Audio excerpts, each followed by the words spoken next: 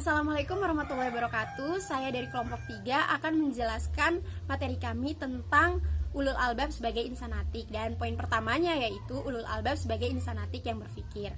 Jadi secara etimologi, ulul albab yaitu golongan manusia yang menggunakan akal pikiran dan ketundukan hati, sedangkan insan atik yaitu manusia yang berpikir. Untuk memahami makna ulul albab dan insan atik dapat ditelusuri melalui penjelasan penciptaan insan, yaitu Allah Subhanahu wa Ta'ala dari firman-firmannya. Pemahaman ini akan menyadarkan manusia akan hakikat dan jati dirinya, bagaimana hubungan dirinya sendiri dengan penggunaan potensi nalar atau akal dalam memikirkan dirinya dan segala sesuatu di luar dirinya, serta fungsinya kehadiran dirinya di persada bumi ini.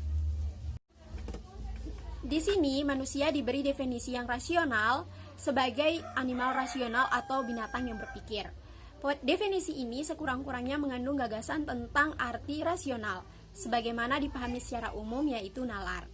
Dalam sejarah intelektual di Barat, konsep tentang rasional telah mengalami perubahan sedemikian rupa dan perkembangannya, bahkan menjadi penuh dengan kontroversi dan problematika. Secara bertahap, ia dipisahkan dari intelek atau intelektus, kemampuan tertinggi manusia untuk membedakan yang salah dan benar, serta untuk mengenal kebenaran tertinggi. Para filosof muslim tidak memahami rasio sebagai terpisahnya dari apa yang disebut intelektus atau al-akal. Dari mereka, al-akal merupakan kesatuan organik dari rasio dan intelektual. Dengan cara demikian, filosofi muslim mendefinisikan manusia sebagai al-hawayan al-natik. Kata al-hawayan al-natik dapat diartikan sebagai binatang yang berbahasa, sebab bahasa merupakan hasil pemikiran manusia dan berbahasa dengan baik hanya mungkin dapat dicapai dengan kecerdasan berpikir. Berbahasa berarti menyampaikan simbol-simbol linguistik ke dalam suatu pola bermakna. Penyampaian itu hanya dapat dimengerti dengan sarana kerohanian yang tertinggi yang disebut al-akal.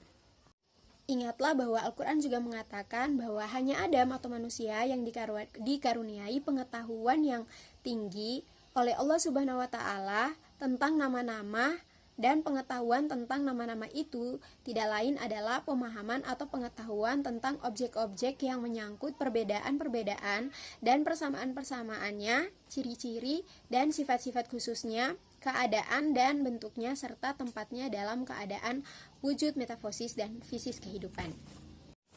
Jadi, kemuliaan manusia terutama ditentukan oleh pencapaian akalnya serta realisasi dari apa yang dicapai oleh akalnya dalam kehidupan dan kearifan dalam mengarahkan hidupnya menuju kebaikan dan kebenaran. Kata-kata al-akal berpandaan dengan kata-kata al-qalb atau kalbu. Sebagaimana kalbu yang merupakan alat pencerapan pengertian ruhaniah, demikian pula halnya dengan al-akal. Keduanya dengan demikian merupakan substansi atau jauhar yang dengannya diri rasional seseorang dapat membedakan kebenaran dari kepalsuan. Selanjutnya seputar akal, indra, dan kolbu. Pertama, akal. Kata akal berasal dari bahasa Arab al-akli. Arti kata tersebut adalah sama dengan al-idrak, kesadaran, dan al-fikir, fikiran, al-hijr, penahan. Makna ketiga kata tersebut sama. Menurut Ibnu Mansur, akala bermakna habasa, berarti mengkaji. Di samping itu, dengan kata-kata sejenis itu, akala dikaitkan dengan kemampuan manusia untuk mengikat fakta, terutama digunakan untuk mengikat nafsu. Jadi, akal adalah kemampuan khas yang diberikan pencipta kepada manusia untuk mampu mengikat realita yang diserap dan diolah oleh otak dengan menggunakan informasi sebelum kemudian dimaknai, mengolah dan mengendalikan dalam bentuk konsep berupa perkataan, pikiran, dan perbuatan. Sifat-sifat akal pertama ialah kedudukannya adalah sesuatu yang pertama dan keesaan yang pertama dari segala segi. Jadi bisa dibilang dengan akal, karena dengan adanya akal atau pikiran, maka ada lagi yang menjadi objek pemikiran atau makul. Kedua, akal keluar dari yang pertama, bukan dalam proses waktu, sebagaimana halnya dengan wujud lainnya. Ketiga, keluarnya akal dari yang pertama tidak mempengaruhi kesempurnaannya. Demikian pula keluarnya yang kurang sempurna dari yang lebih sempurna. Keempat, akal keluar dari yang pertama dengan sendirinya, tidak perlu mengandung paksaan atau perubahan padanya. Bukan pula karena kehendak dan pilihannya, karena penetapan kehendak atau iroda berarti merusak keesaannya. Sebab dengan sendirinya, maka keesaan yang pertama tetap terpelihara tanpa menimbulkan bilangan. Kelima, kedudukan akal di antara semua wujud ialah sebagai pembuat akal. Lalu letak akal. Ada beberapa pemikir yang berpendapat mengenai keberadaan akal atau letaknya akal. Sebagian pemikir mengatakan bahwa akal terdapat di dalam otak atau kepala, sedangkan menurut pemikir lainnya letak akal ada di dalam hati. Dan menurut pemikir lainnya juga letak akal terdapat di dalam akal dan pikiran dan kepala dan hati. Sebagaimana salah satu sabdanya Rasulullah, bahwa akal adalah cahaya atau nur yang terdapat di dalam hati yang dapat membedakan antara benar dan yang salah. Lalu indrawi atau jasmani. Jasmani terdiri dari badan kasar berupa wujud fisik, sifatnya tergantung pada materi dan memiliki kecenderungan biologis primitif, dapat hancur dan rusak, tetapi merupakan tempat penting bagi eksistensi wadahnya unsur kehidupan.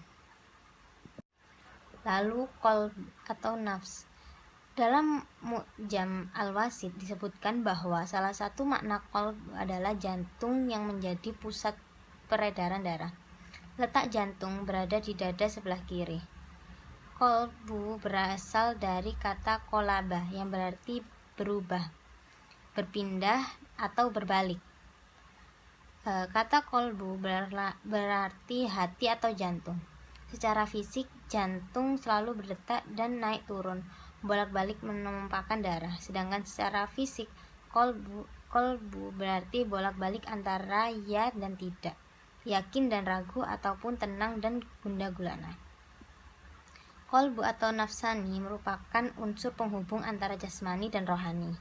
Karena itu ia dapat bersifat dan berkecenderung seperti jasmani, tetapi di sisi lain juga memiliki kecenderungan dan sifat seperti rohani. Karena itu seperti disebutkan dalam Quran surat Al-Asyam ayat 8-9, nafs adalah potensi dari Allah yang diilhami dengan dua kecenderungan baik dan buruk, ilham fujur dan ilham takwa, yang sama-sama memiliki tarikan yang kuat.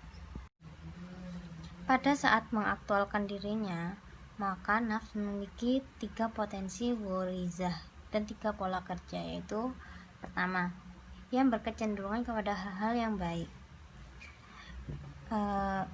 Pola kerjanya bersifat bolak-balik, lebih dekat kepada roh, ialah qalbu.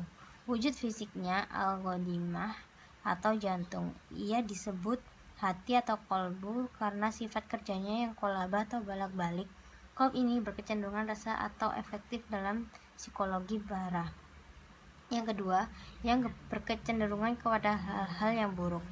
Pola kerjanya menyuruh sebagai daya dorong terutama dalam eksistensi hidup. Ialah nafs, dalam arti sehari-hari disebut nafsu. Meskipun begitu, sesuai potensi nafs itu sendiri memiliki kecenderungan kepada kebaikan. Lalu ketiga, yang bersifat memutuskan, mengikat, menimbang, dan senantiasa berpikir. Inilah yang disebut akal. Ia disebut akal karena pola kerjanya yang akalah, yaitu mengikat, menimbang, dan memutuskan. Wujud fisiknya ialah otak sebagai organ penting untuk berpikir. Akal ini bersifat di tengah, karena itu ia dapat saja cenderung kepada nafs atau qalb, tergantung siapa yang memimpin pada diri manusia itu.